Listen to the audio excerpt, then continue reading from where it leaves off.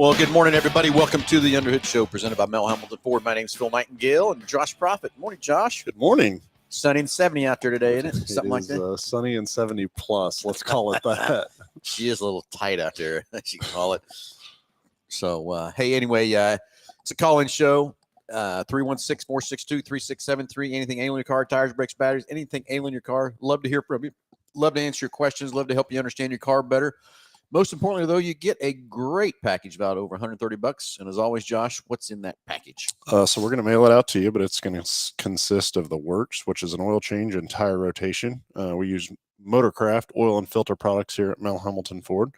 While we're performing that, we're going to complete a multi-point inspection on that vehicle, checking over the brakes, tires, steering, suspension, all the safety-related components on the vehicle, making sure that it's ready to go for that next 5,000 miles of driving. You'll also receive yourself $10 to Mel's Diner, so you can get yourself something to eat and drink while you're here with us at the big corner. Complete nitrogen for your tires, so you get all the great benefits that nitrogen has to offer. And then a BG products package, which consists of a can of MOA or motor oil additive for your engine oil, and then CF5 for your fuel system. Again, just getting that vehicle geared up and ready to go for that next 5,000 miles of driving. All right, let's get the phones ringing. 316-462-3673. That's the number it dials right into the front desk. Tell the girls there answering the phone you want to get past in the podcast. We'll get you on there here and see what's up on your mind about going on in the automobile world. Josh, we got a lot of things to talk about with everything going on at the store where we were at earlier this week. Yeah. So let's get things fired off. And as always, good morning, Jeff. Good morning, Delbert. And everybody, thanks for watching and tuning in. But Josh, let's first start with where we went Sunday. Yeah, so Sunday we went to the Ford grassroots meeting.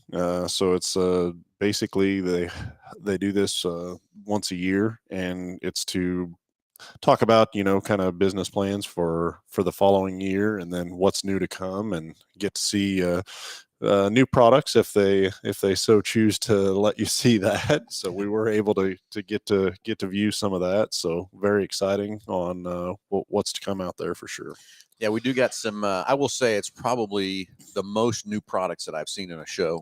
I wish we could have got up more close and went around them a little bit more and everything else too from that part. But 24 F-150, kind of a refresh truck coming. What do you think of the tailgate? We got a split tailgate coming. Yeah, seeing it there at the show and then seeing it in person and being able to, touch it, feel it, operate it, stuff like that, maybe make a little bit of a different deal. I'm on the tailgate side. For me, I'm not really, I'm not really, I don't know is that we need that, but also like adapt. I mean, I think it's so many things that came out that's like, I'm not sure we really need that. And then in 6 months, it's like, man, where are you at if you don't have that? You know? So the truck looked good. We got so many people were there. We missed our time to go take the Blue Cruise Drive, which is the 1.2 version. Would have loved to have done that to see how much better it is. And lane turning, when you turn lanes now, it stays engaged with you and stuff. And so we missed that sort of thing, but still, okay. So we've seen the 24 F-150, the refresh. We got a caller coming in too, right, Josh? We'll get him on the air here shortly. Are you ready? Yep. We can go to the line. Let's talk to Colin. Colin, you're live with Under the Hood. Hey guys, love your show. Been listening to it for years, and I've been a customer of Mel Hambelton for a long time. I have a 2007 Toyota Corolla that I get oil changed every 5,000. Everything's hanging in there at 135,000 miles. But just the other day, not only did a check engine light came on, but something I've never seen before. It said maintenance requested or required, maybe. But it is, a little tiny light that came on. I've never seen that before. Maintenance required. Yeah, so depending upon what the codes are in the system, there may be like an emissions related issue along with that check engine light. There's a lot of times where a sensor breaks in a system, and that sensor shares data to two different subsystems. So, for example, like a speed sensor. The transmission needs that speed sensor to determine output gearing or gear ratio. And so that could give you a check engine light, but also that speed sensor shares information with the ABS. And so it may give you an ABS light as well. And so you get a couple of different lights going on. And so I'm guessing whatever's broke or whatever is at fault, I'm guessing it shares information amongst a couple of different subsystems of that vehicle would be my guess. And so, Colin, the car, does it seem to run any different or drive any different or anything like that? Not really. I just recently had some transmission work done, and the day after the transmission went out, which I got fixed, the day after I got it fixed, I mean, the starter went out. So it's brand new as well. So it's running just fine. Gotcha. Okay. Well, Well, it rains, it pours, you know? yeah. So really what needs to happen is there needs to be a diagnostic performed on that on those lights and just see exactly what's going on or what's causing it. But there could be a long list of things that are making it do that. But until until we're able to do a diagnostic on it, you really wouldn't know exactly what's going on with it. And so for calling into the show today, we'll add that onto your package at no charge to you and take a look at that light and see exactly what's going on with it for you. Appreciate it, sir. After spending almost $1,000 on the car, I appreciate it. Yeah, I just hope it's not something related to one of those two repairs, too. Yeah, It could be. yeah. I mean, Yeah, me too. Yeah, but I appreciate your help, gentlemen. Thanks. Thank you, Colin. Yep, we'll get that added onto your package and sent out to you, okay? All right. Thanks again. Stay out of the heat. Yeah, exactly. You too. Thanks for the call. Bye. Bye. All right, 316-462-3673. Let's keep the phones ringing. Love to hear from you and give you that great prize package valued over $130 for each and every caller. So let's rock and roll. So anyway, 24 F-150 refresh, looked good. Split tailgate. Who knows what's going to happen until we see it in person? Too, that might be a different ballgame. So, and I'm wondering too, is that going to be an option or is that going to be the standard gate? Or I would assume just like the tailgate step, you're into options to get to that level would be my guess. But I don't. Who knows? But what I will say was definitely unique about it is it also, it was a drop tailgate, or you could open it as a, basically like a hatch door or side door. So it'll be unique to see that in operation for sure. Yeah, exactly. So then we got to see the next thing up was the Ranger Raptor. Yeah. I think that's really a cool truck. Problem I think with it, Josh, I don't think you're going to build enough of them for the demand. I got everybody in the world calling me wanting to order one of those, and so far we've gotten one. I was curious if you had kind of allocation or if they won't tell me that was going to be, or they will not tell me how many we're going to get. I begged and pleaded and everything else, so I don't want to take a whole bunch of orders and then I can't get the trucks for the people and get the expectations the wrong way or whatever either. But so anyway, moving down the line, going down the list there on the stage. The next one was the Maverick, the lowered Maverick. Yeah, they like an ST line is what I would call it, but I don't know that they necessarily had an official name for it yet. But it was, it looked like a street truck to me. Yeah, it looked pretty cool lowered. I didn't like the wheel that was on it, but that's kind of a debatable battle too with what that tuner area is or whatever from that part. But that was pretty cool to see that. And then they brought out a Lobo, which I didn't know what Lobo meant in Spanish, which is wolf. I didn't know that either. I kept thinking he said logo. I was like, why the hell would they name it a logo truck? But yeah. And that truck looked really different. I mean, it's a crew cab, lowered down, built off the XLT package, right? Mm-hmm. Yep. And 5.0 motor, dual exhaust, and a real funky looking grill. I mean, it had the light bar inside of there in the grill for sure. And I don't know. I mean, I think that will be a popular truck. I do too. It fits right in that niche where, and they showed the pricing of the truck right in the mid 50s, and that's just an area gap that we have from the XL and STX to the XLT. So I think it'll fit right in there. The truck looked pretty cool, I thought. Yeah, I did really like the truck from that part. And so anyway, going on down the line, the next one was the I got to clear over on the left side. So of the the Bronco Sport was the next one. Bronco Sport. And then they were talking about how that was going to be available in the Sasquatch package. Going to put a Sasquatch package on which it, I thought, aesthetics. We didn't get to see that. We got to see pictures of it. The pictures looked very, very appealing for sure. I think that the Bronco Sport, in my opinion, I think it's very similar to the Escape.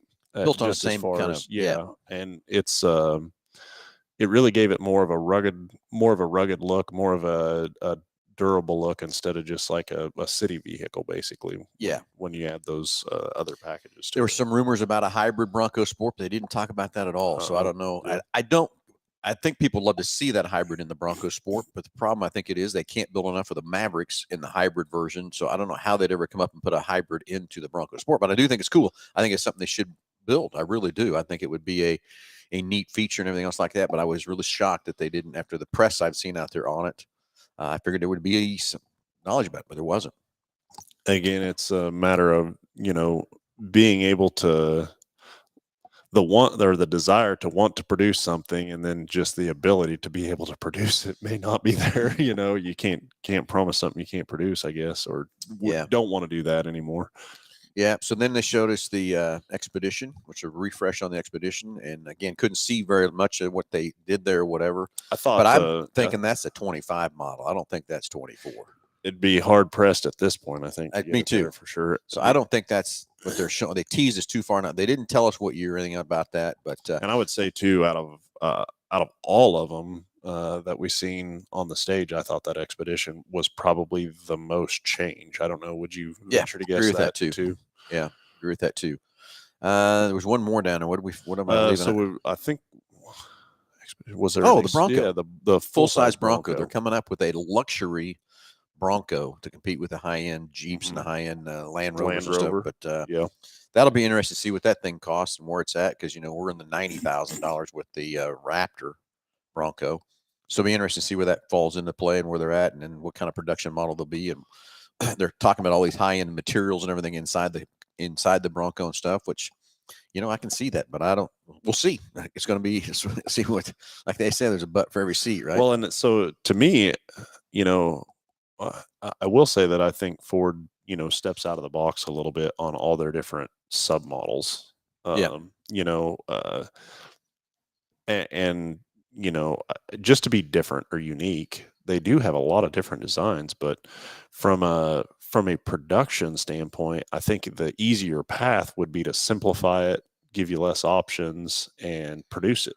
They keep talking about they're going to do that, Josh. And the only place I've seen that happen so far is they've streamlined some of the options on the Super Duty and a little bit on the F-150, but not near enough, I don't think, from that part. They are doing what they call a rapid replenishment trucks.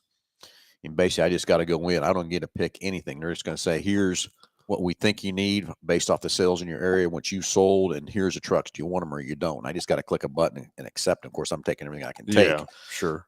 So they're doing that on the Escape. They're doing it on the Bronco Sport and the Edge and Explorer. And so the F-150 is the next one they're going to do that with. And I'm excited for that, because I think that is the way to build the trucks and not have to have so many options. And here's your truck. If you want something different what these stock units are, then order the truck. So when you get those trucks, I mean, are they all going to be very similarly equipped, just different kind of color options? Or what I've seen so far, what they'll do is, for example, let's take Bronco Sport, because I've kind of played with that a little bit, because you've got the I got to get all these models in my head from that, but they'll give you each trim level and tell you how many you got or whatever. Now, there's a couple times they'll let me take, like on Explorer, on XLT and Limited, they'll say, okay, you can have 3 of each, but you can do 2 and 4, or 1 and 6, or 1 and 5, or whatever, and pick your options there. But not very often does that happen. But yeah, and then you can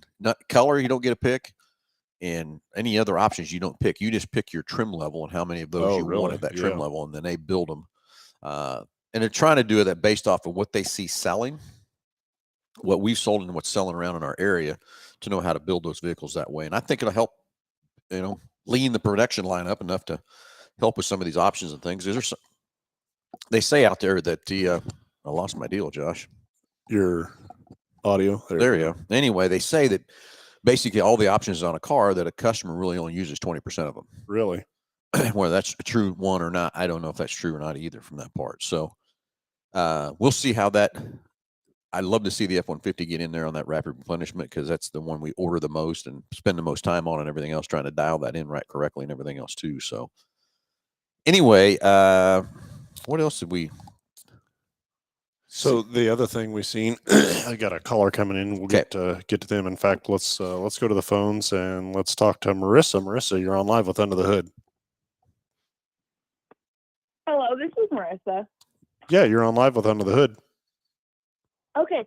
So I heard you guys were talking about, new cars and the different types of trim levels. And I guess what I'm kind of wondering is I have a 2007 Ford Focus and it runs great. It's at about 220,000 miles, but I kind of worry because I keep up with its maintenance, but I wonder when is the time to get a new one, and how long do you think that you should just keep putting in the small fixes versus upgrading to a newer car?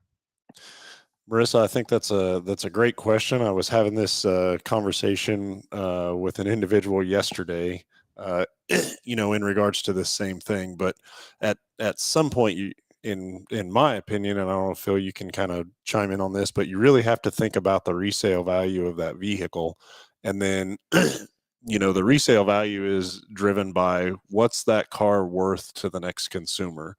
And although the vehicle that you may have may be in excellent condition and nothing really mechanically wrong with it, but the next consumer looking at that vehicle at 230,000 miles is going to be extremely hesitant at it.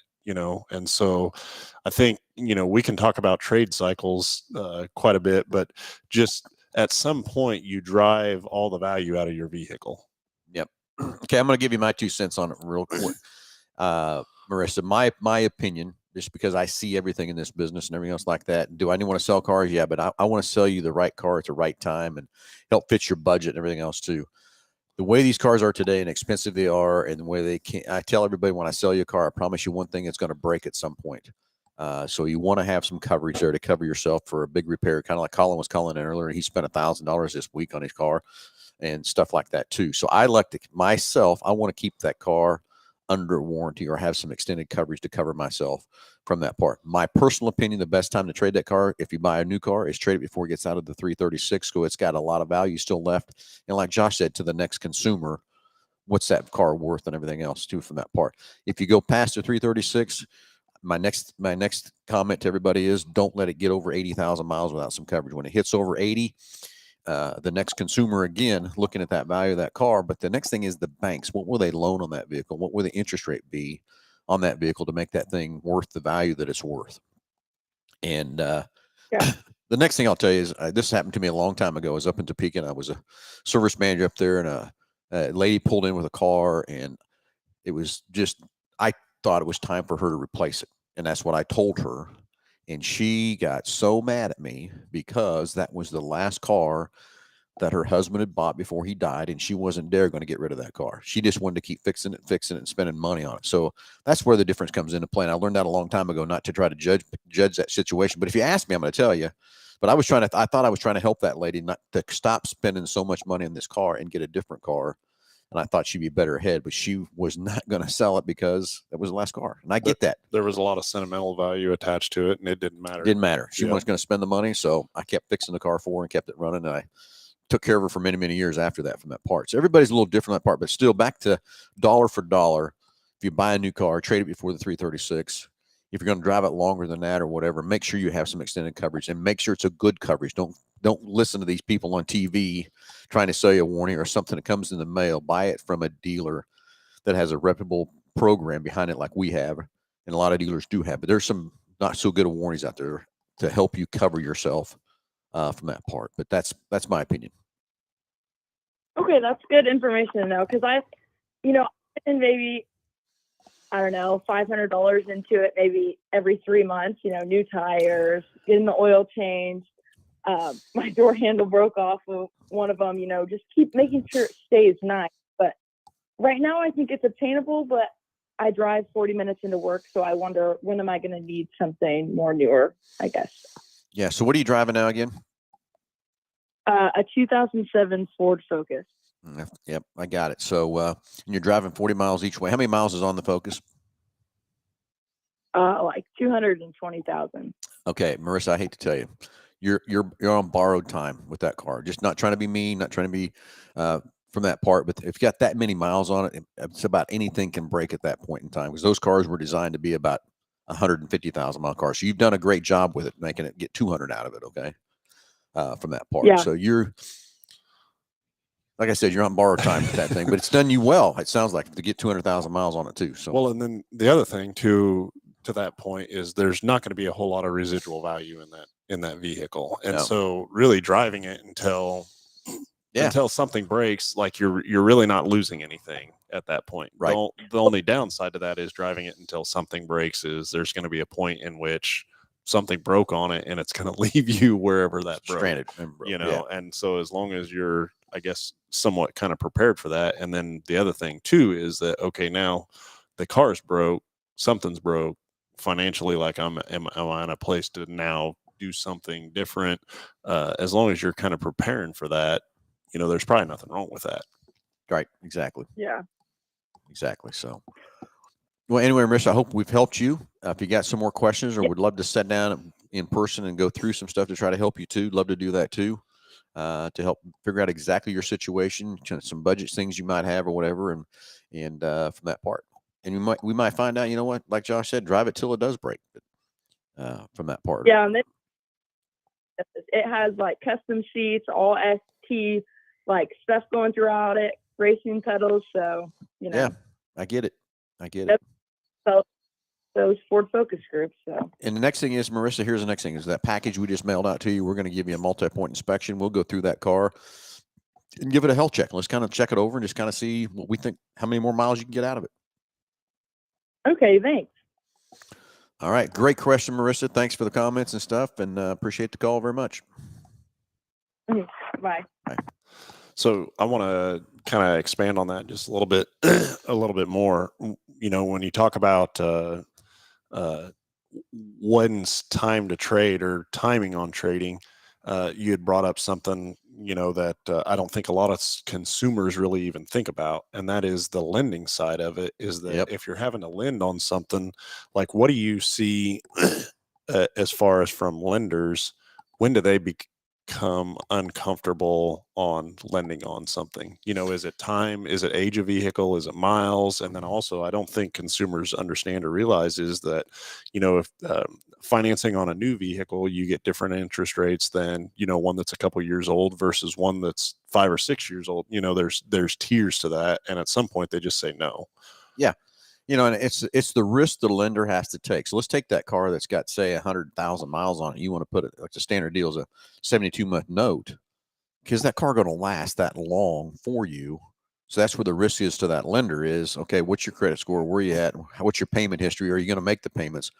Or if the car breaks down and stops, you stop paying. Yeah. And then the bank's hung from that part. But it is every time the car gets older, the higher interest rate goes, because the risk is there for that lender to make sure you make all those payments or from that part. So that's where I brought in the 336. That's where I brought in the 80,000 miles, because that second owner, the next owner, it's not issue. I can tell everybody, you don't need to think about what's good for you. You need to think what's good for that second owner. So when you're ready to trade it, you have the right proper value of your car, and keep the car's a depreciated asset. I get it, but trade it when it's worth the most money. And I also think too, like even if somebody was looking at ordering a brand new vehicle, you know, that should come into play when you're ordering it too. You may not want that option. The next buyer does. But the next buyer does. And I get into that with like 4-wheel drive and sunroofs all the time. You know, 4-wheel drives, that's pretty common for a vehicle to have 4-wheel drive anymore. And you know, and when I sit down with customers to order cars and stuff like that, I will put them and tell them, you need to do this or you don't need it. Sometimes they'll say, yeah, I get it. Sometimes they don't. But I got to offer it to you. I got to give you my opinion for what I see when I do this every day and been doing it forever. And you are right. Just take like a high-end platinum truck and a guy say, you know, I don't use a sunroof. I don't want it. I get it. But the next guy that's going to trade it and that truck's going to be worth so much less value. You'll get your money back out of that sunroof again. And it's going to be more valuable to the second owner than it is to you. I get it. You don't use it. I don't hardly use them either. From that part, but I just know what the resale value is when that truck's sitting there when it has it, when it does have it. Yeah. What part? You know, I can think of a couple vehicles that we've had out of here on a lot that have sat around for, you know, a substantial amount of time just because of the way they were equipped. You know, if it was equipped just a little bit different, like it would be a fast moving item. You know, I can think of a Tahoe that we had. I was thinking the same Tahoe. that didn't have a third row seat in it. Third row seat. Sat here forever, because who wants a Tahoe without a third row seat? Well, we finally found somebody. Like I said, there's an ask for every seat, but it just takes you out of that. It puts you in more of a niche market for sure. It does. And then, you know, so going back to the going back to the time and mileage side on the lending side, I mean, is there like a mileage that you really just see lenders just say no, regardless of credit? You know, when we trade for a car, we look at that and value that into the value of that car. But 150, we're chucking the cars. We're wholesaling. We're getting rid of, because we don't have a lender that will loan any kind of money whatsoever. If they do, the interest is going to be so high that we can go back to a 100,000-mile car and give you about the same payment to help you with that situation. So when we get to those cars, that's why, Josh, when we walk those cars every day, we evaluate where we're at, what we're going to do, that sort of thing. But there is just hardly any lenders. And think about it, if you're a lender, would you want to loan somebody some money on a $150,000 car? Especially, you know, the expense of it, you're talking 6 years. Yeah. You know, I mean, and if the average consumer's driving, you know, I think now it's what, 15,000 a year, pretty much. That's a chunk of miles on that vehicle for sure. So anyway, let's go through the chat line here, and Jeff's got a great question. I want to debate that here in a minute. Jim Petty, good morning. JR, good morning. And let's go through 23 Expedition 3.5. Is the performance economy better with 93 octane versus 87 octane? Worth the difference in the price for the fuel? Okay. Here's been on my analogy all along with that, Jeff. And I would love you to do a test and see what it does. But always what that car needs, octane, is all you need to put in it. So if it says it only needs 87, that's all you need to put in it. Don't put the 93 in it or 91 or whatever, because that engine can't burn all that fuel in there, and you just produce an extra carbon on top of the pistons, the valves, and everything else. But in these turbo cars, I do believe that there is a better performance with the higher octane fuel. I've tested it myself, but the thing I haven't done is put the pencil to it and see a full tank, run it down pretty low, which I hate doing that too, because that's hard on the fuel pumps, running them low. But to give a good test, you have to have a full tank of 93 and a full tank of 87 and run it and see what your mileage does and everything from that part. I'm going to almost bet, before I even say anything, that for the extra difference in the higher octane fuel, it's probably going to be a wash, but you're going to have some better performance. And I do believe there's I can tell the difference in the performance when I put the premium in versus the not. I've just never done a test of. Well, I think the same seems to be true about going from like an E85 vehicle that's equipped for E85 to regular unleaded. Like what you spend less in, you lose in fuel economy. So it's probably a wash again. And I think that's to be said both ways. And my thing with that part of it is, I love ethanol to support our farmers, is what I want. But the car's got to be designed and set up to run it to get your best benefits out of that. Sure. Can some cars run on it and be okay and everything? Sure, they can. Not every car is that way, though. But if the car is designed to have that E85, run it. So I'm telling you, it's good for everything in that part of the situation. And here's where I'm at with the 87 versus 91 octane is that, when you go to a fuel station, if I ran 91 octane, I think I'd have to be very specific in where I bought my fuel, because I think a lot of times that fuel sits in the tanks. It's old. At the fuel station 100%. So much more, just because 87 is so much more higher volume, higher moving, and so it's fresher fuel. Mm-hmm. And so that would be one thing that if I ran 91, I think I'd have to be very selective in where I got that fuel from. And I agree with you that too, Josh. And that's kind of where I was years ago on premium, because I really did think that premium fuel would set and got old. But I think today, more cars are running these turbos and things like that. And I think more people are buying more premium. I kind of watch now when I'm over at the QT filling up and stuff, and there is more people buying that. But there's still a group of us out there that want to find the cheapest fuel we can. Like we had to hear a couple shows ago where they were finding the ethanol fuels, what that ended up being at a cheaper rate. And I get that. But again, the trade-off, I don't know. But Jeff, it'd be interesting to see if you could go get a tank of 87, make sure that's what's in it, run that tank through and see what kind of performance you got and see what kind of fuel mileage you got, and then run that down and put a tank kind of 93 in it and run that through and kind of see where it's at. But I do know the performance is going to be better. I promise you that it's going to be better on a turbo car now. But if that was a car that was designed only for 87, I don't think you see a bit of performance improvement.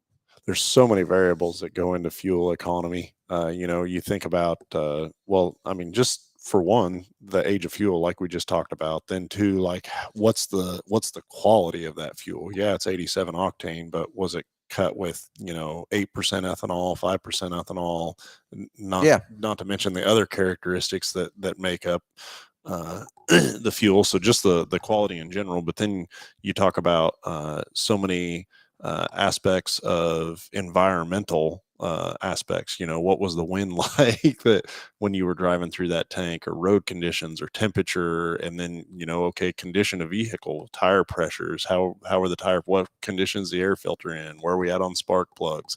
There's so many variables that go into a fuel consumption issue. It's very, very hard to make that an exact science. It is. It's very true. And Brian asked there, should we be running premium in the EcoBoost? Look at that. All these EcoBoosts are different, Brian, too. And look at the fuel lid where you put your fuel in and see what it says. Yeah, 87 octane is the large majority of what EcoBoosts need to run. But will it help putting the premium in it? I truly believe, I know that for a fact, that you get better performance with the premium in the EcoBoost motors. But if it says 87 on your fuel cap and it's an EcoBoost, I would only put 87 octane fuel in that car, because that engine was designed for that kind of octane. And just to kind of explain what's happening with octane, when you put the higher octane fuel in there, when the spark hits the cylinder, the 87 octane burns for split seconds. The 93 octane will burn for just a few more milliseconds. So it's burning longer because it has to have that extra compression that's inside that cylinder. But if you hit that thing and it needs 87 and you just put 93 in it and spark hits there's going to be so much unburned fuel, and that's where you're building up that excess carbon and stuff inside that cylinder. So if that EcoBoost doesn't have anything on there, put the 93 in it, see what it does, how it performs for you, and see what kind of fuel economy you get better than what you were doing before. But if it says 87, only put 87 in it. Don't put anything else inside that car whatsoever. But again, you talk about quality of fuel and stuff, Josh. Here's just the other day, I had a good customer of ours. His daughter's going to school, and she's cruising down the road. She just left, and guess what? Check engine light come on. So I try to find her a place. She's in Oklahoma. Find a shop. They look at it, say, "Oh, it's running lean. It needs an oxygen sensor code." And they put an oxygen sensor in it. She, okay, good. It's easy fix. No big deal. Truck's down the road again. Guess what? Comes back on again. So now she's, I don't remember where Arkansas somewhere. So we find another shop. They get in there. Hey, it's the same code. Well, they just put an oxygen sensor in it. Well, it's probably the wiring. Well, that was a guess. They didn't want to help her. That's all that amounts to. So I limped her along.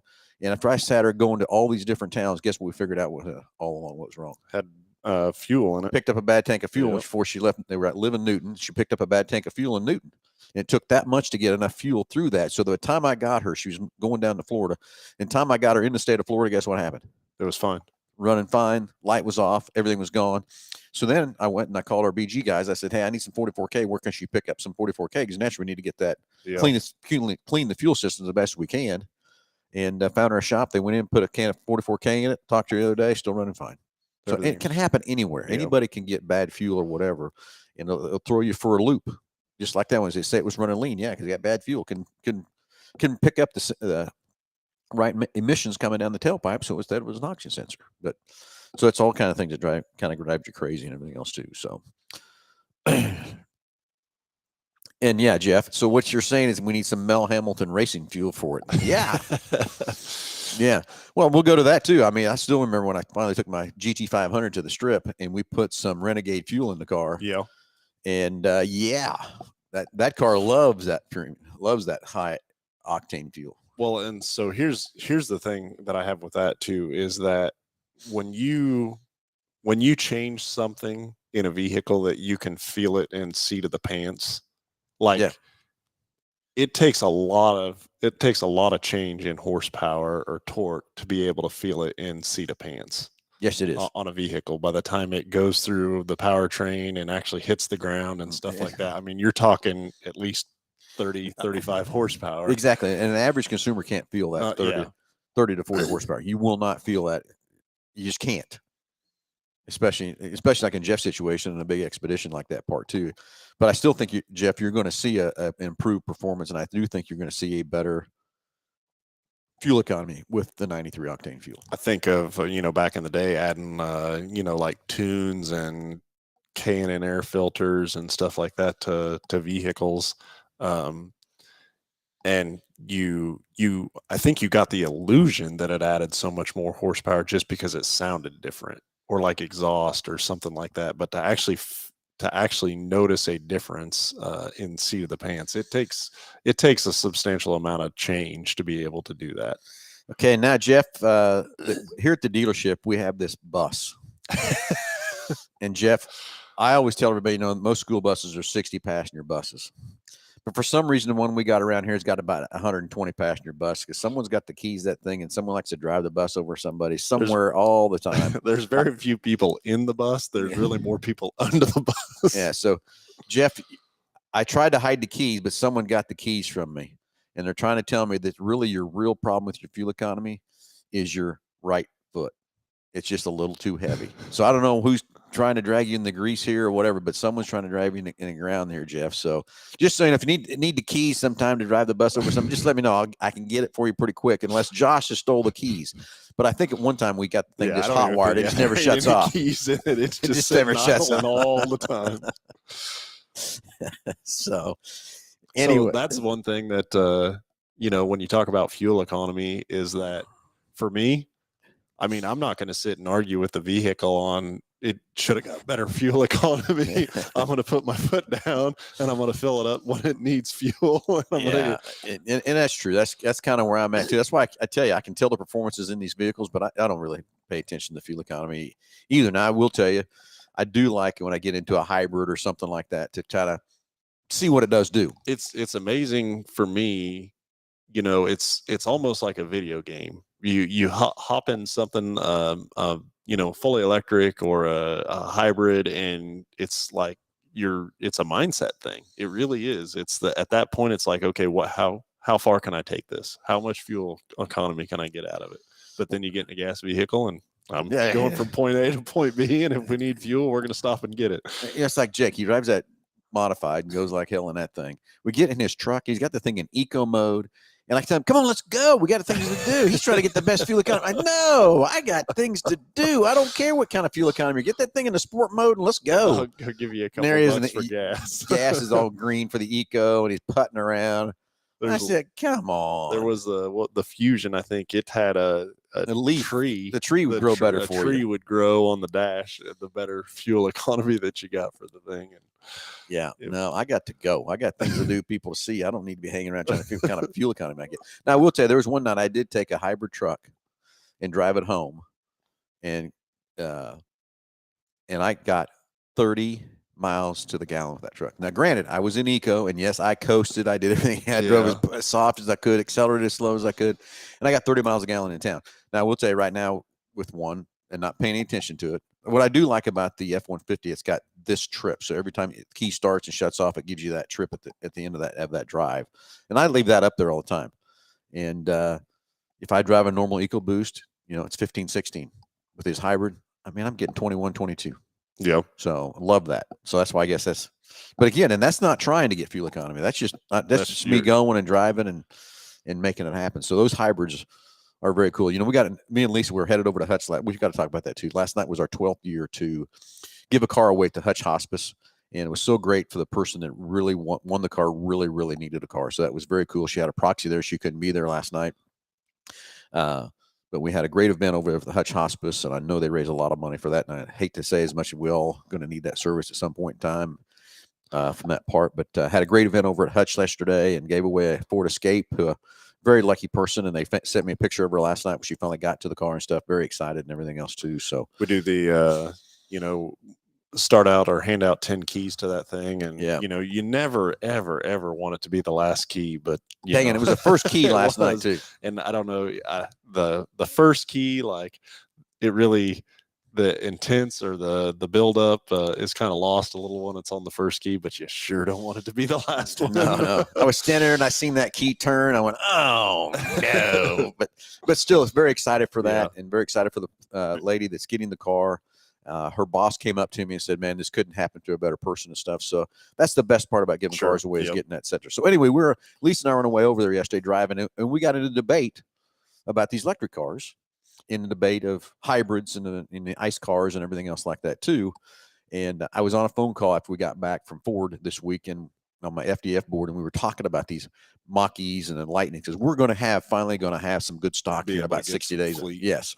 I got Mach-E's on the ground now. We've never Yeah. had that forever. I got some Lightnings on the ground, but I mean, we've got them coming to the tune of about 30 Lightnings and about 20 Mach-E's that are coming. Will be here in 30 to 60, 90 days. And we got into debate, and we kind of had the debate on the FDF call too about these electric cars, because is our part of the country ready for electric? Don't think so. Is there still a niche there for those electric cars? Yes, I agree there is. But here's a stat I want everybody to think about for a minute. We all love our ICE cars. We all love our F-150s. We love our Super Duties, all that kind of stuff. But these CAFE ratings that the government is making the manufacturers hit is getting so crazy. That's why we need these e-cars out there. So for every Mach-E that is sold, that makes it easy for 4 F-150s to be produced, because of that CAFE rating from where we're sitting there from that part. So we've had a debate. I wish Ford would push harder into hybrid and then all electric from that part, instead of pushing so hard in electric. But you think about that. But then it would only go to two, probably 2 Yeah. F-150s instead of 4 F-150s. Yeah. So that's kind of this analogy that I kind of all of a sudden changed my mindset a little bit. So I'm going back to now it's kind of like I drove that Lightning over the winter, and it worked perfectly fine for me. Yeah, and there's a lot of consumers for the day-to-day operation that would be okay. Exactly. And so we've got to get a mindset here. If we still want to keep driving our Super Duties and we don't want to keep driving our F-150s and Expeditions, we got to do that. So what I'm looking forward to is trying to help people have a F-150 set in their garage and have a Mach-E set in their garage, or have a Lightning set in their garage, so we can keep building these ICE vehicles that we need to build from that part. But one Mach-E makes it so they can produce 4 F-150s. So hybrid, probably 2. Yeah. From that part. So got to have a little different mindset. I want these electric vehicles to work like anybody else does. I think there's still a lot of unknowns. I think there's still, the infrastructure's still got to be built a little bit better. But I do think the idea of the car, and you have all kinds of debates about how many more emissions electric car takes to build, and the batteries and all that kind of stuff, everything too. But again, this CAFE rating is crazy. Next debate can get into too is, you take these electric cars, where's the tax money going to come out of the fuel for the roads? Yeah. So there's all kinds of debates and where we got to go, what's going to happen. And what we're doing today with electric cars is going to be different in a year. It's going to be different in 2. It's going to be different 3, 4, and 5 years down the road, how much different they will be, because I think they'll eventually have it to where they'll charge so much faster, and I think they'll have a better infrastructure out there for sure, in a longer range of fuel, is what I think. Yep. So anyway, Delbert wants to talk about flex plates. I'm not sure why he wants to talk about flex plates. Oh, so he sent me a video the other day. He's got flex plate problems. So yeah, he has a Fusion with right around 100,000 miles on it, and got a cracked up flex plate. It sounded like from the video, so he was going to get that in down there and see. Well, it sounds to me like Delbert, 100,000 miles in old Fusion. About time to get you a new get you a new Uber car for yourself. What you need, buddy. Get you a hybrid Escape. There you go. Yeah. So they're coming yet too. So anyway, so lots of debates about the electric, lots about that. And so Delbert, I don't know, the flex plate teeth wore off of it? Did it crack out? I think it cracked just by the sounds of the video. But again, he was going to get that in somewhere and have him take a look at it and see. It's kind of rare to see a flex plate on them.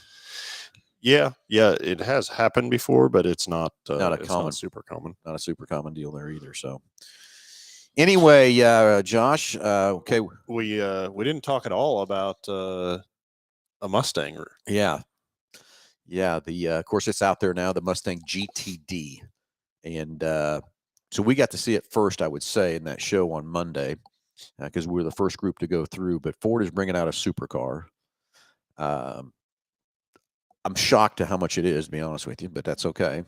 But I guess when you look at what's in the car and everything else too, it's also co-branded, or not co-branded, co-built with the same company that helped build the Ford GT, Multimatic, and they've got a suspension system under, like for an F1 car. The body is a carbon fiber car, whole carbon fiber. It's got an 800 horsepower motor, and it's got the 50-50 weight ratio exactly perfect, which is what you want in a car to handle correctly. Basically did that by moving the transaxle to the back. So carbon fiber, then cantilever suspension. Yeah, that's the F1 stuff. Yeah.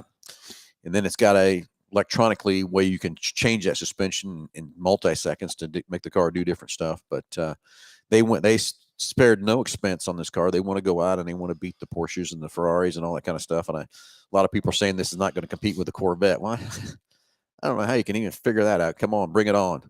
I mean, I think the GT500 outruns some of them Corvettes already. Let's put this up to speed. But it's a $300,000 car. So I figured 200 when I first saw it. Yeah. But 300 grand, and that's the base price. I don't know what all they're going to put in there for options and stuff too. But the magnesium wheels. That's the other thing. That's an old carbon ceramic brakes, 20-inch brakes on it. Which is 20-inch brakes. Yeah, that's crazy. Yeah. So pretty huge thing there for Ford. I don't know what I still haven't heard what GTD stands for. So there's speculation that it is get things done. There's speculations. Nobody said that, but that's again. Yeah. Who knows? Tim thinks going to need another bubble. I don't know. 300 grand for a car. Yee. I was trying to use his credit card when we were out there and get him on the list. So it was just for his own good though. Yeah. Yeah. Anyway, wasn't fond of the color they showed us, but I'm sure there's I don't know. I'm guessing that might be an option. Oh, I'm sure it's an option. Aside from that, you probably don't get a whole lot of options after color, I would guess. Well, I don't know that because that's where they're saying base price 300 grand. I think the magnesium wheel is going to be an ad. I took it as when they said that, I took that as in that was the mostly equipped vehicle and it was 300 grand, but I don't know. Maybe who knows? Incorrect on that. I guess we'll get more information, more data as it goes down to do. The other thing is I've heard, again, it's all speculation and rumor. Again, they're going to build 1,000 of them.